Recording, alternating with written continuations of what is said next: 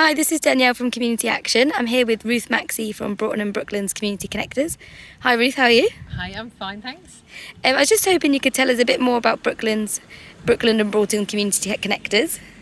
Broughton and Brooklands Community Connectors started, I think it was 2015, if I remember rightly. We're a new build area, with Broughton being about just over 10 years old, probably actually a bit older than that, and then Brooklands has been growing up since then. I moved to the area as a local minister, working in the community. And then there were lots of other different community things happening. So we'd started some family fun days under the church. There was Broughton Cycling Group doing lots of cycling stuff. There was somebody else who was running the Facebook page. So there were lots of little individual community initiatives that were springing up. But there was no coordinated community response. And a number of us began to think it would be really good if we could connect the different people who were doing a range of different things in order to have a greater impact in the area and in order to be able to work together more effectively rather than overlapping.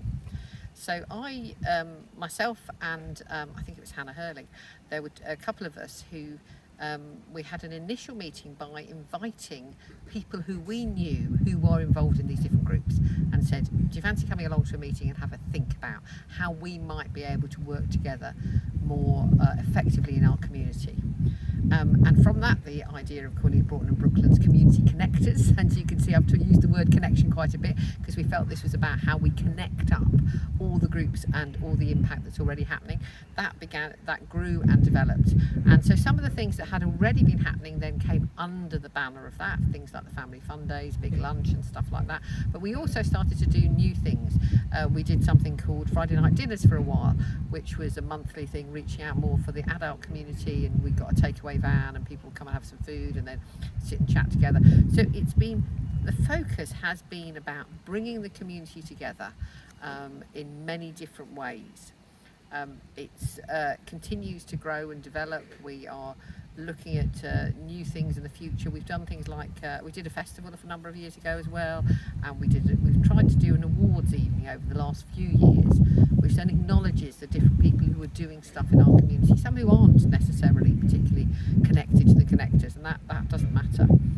It's all volunteer run, with quite a broad-based group, people who, as I say, help at the fun days, other people who maybe do the emails, and it's had a great impact in the area. Funding wise, we've been able to get funding from the Community Foundation for some activities. We also were lucky enough to be one of the co-op charities over the last year, and sometimes we've had donations also from the local councillors for particular things. So we've managed to pull in some funding streams to help a number of the events that we're doing. It's a very simple model. It's not a complicated way of trying to do community stuff.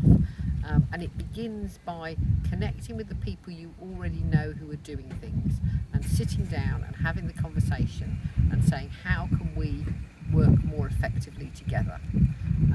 And from that very simple beginning, we grew what's been really quite an effective group in the area. Amazing, yeah, it sounds like you've been up to loads. I guess for people that might be interested either in Whitehouse, Fairfields or any other new estates, or any estate that doesn't already have something like Community Connectors, what would you say is a good way, or where should they start? Like you've obviously just mentioned connecting with people that are already doing things. Yes, I would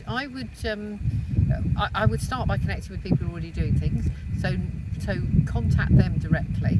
But then there will be people out there who've got a passion for community things, who haven't found a way of doing things.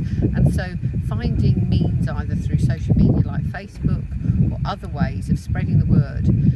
We had a public meeting. I mean, after we'd had this sort of closed meeting of invited people who we'd had the connections with, we then had a very public meeting to try and explain a bit more what we were about and get people's ideas in and get people involved. I think keep it open and outward looking, and constantly enabling new people to get connected in and get involved is really important, so that a group doesn't stagnate and it doesn't become a narrow group.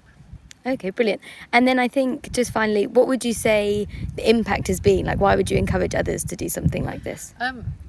I think it makes a great community to live in. You know, interestingly, during the pandemic, it was obviously a tough time for everybody, and we did a really simple thing, which we did a lot of trails across the estate during all the school holidays, and those they weren't big deals, but you felt people connecting with each other, and that they had a real sense of, actually, we like the community we live in. So I think it just it makes your community a better place to be, and you help it to be that place that offers something for everybody. Brilliant, thank you so much.